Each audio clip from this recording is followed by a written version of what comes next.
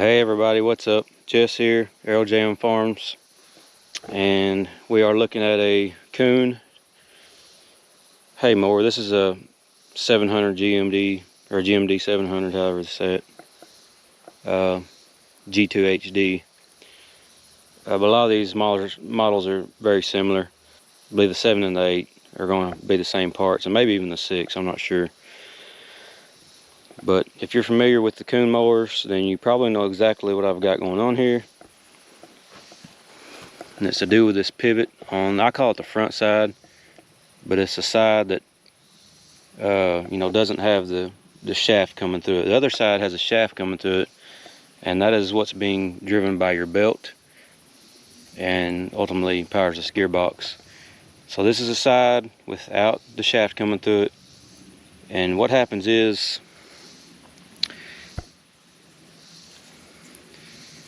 there's a plastic bushing that goes on here. Yes, I said plastic.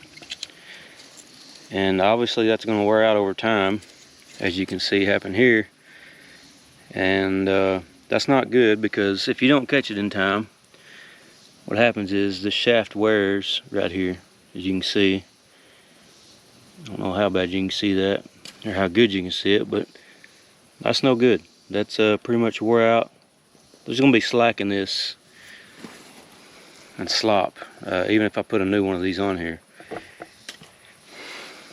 Here's another piece. So I didn't catch this in time.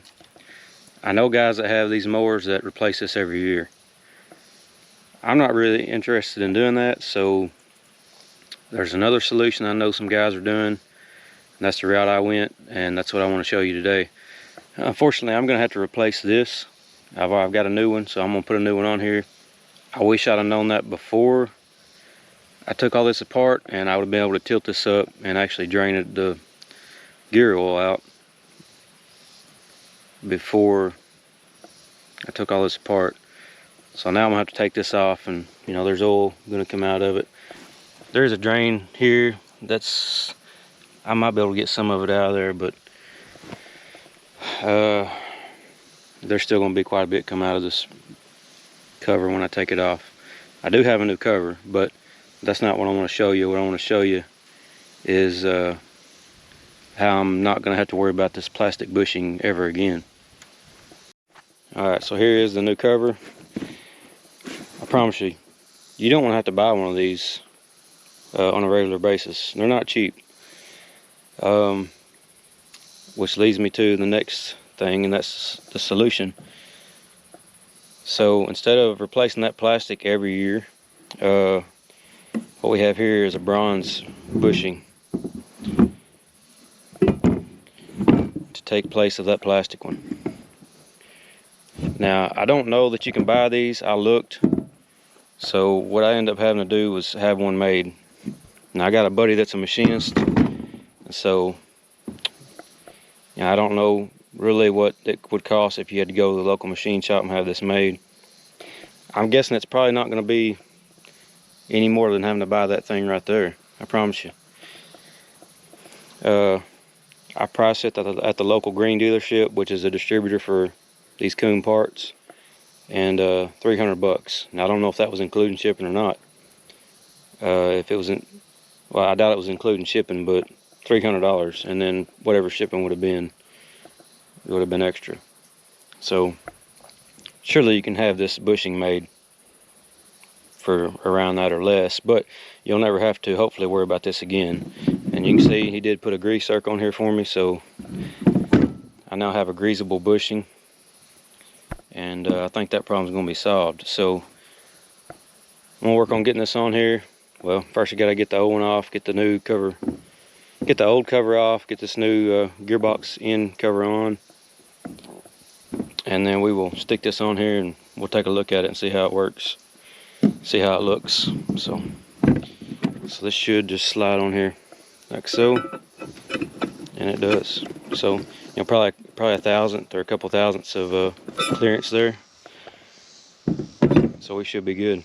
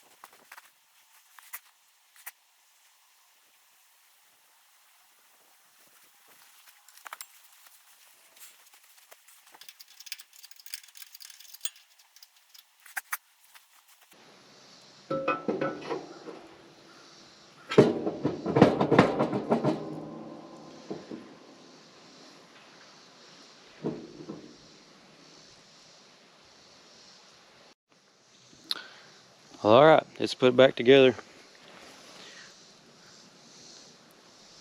Fit in there real nice. I guess maybe my mower's tweaked a little bit, or maybe just the way it was setting, or because I had it setting for a while. But it was actually, this 3-point side here was kind of angled back that way, and so it wasn't letting me connect that arm.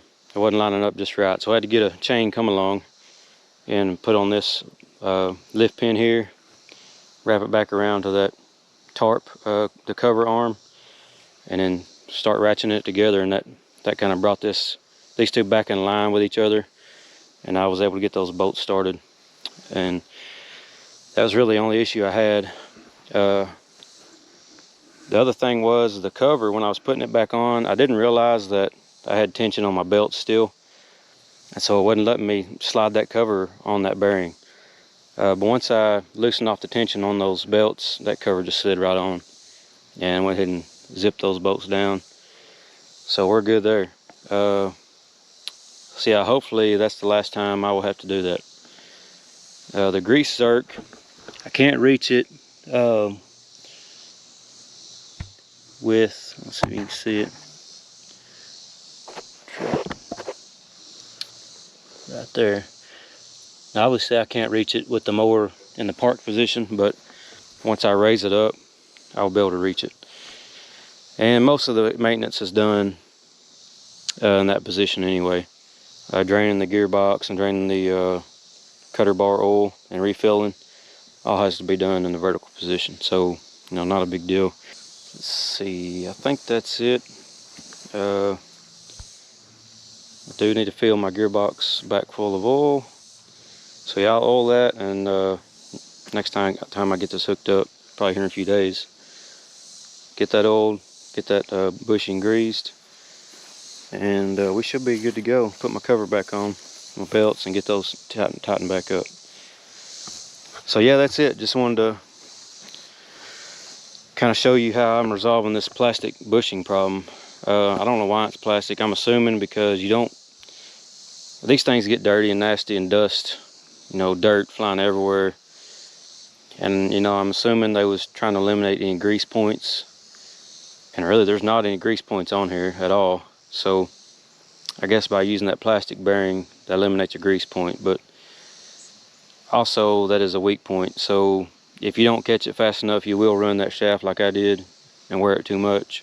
Yeah, it just creates a lot of slop in your mower, and I could tell something was wrong.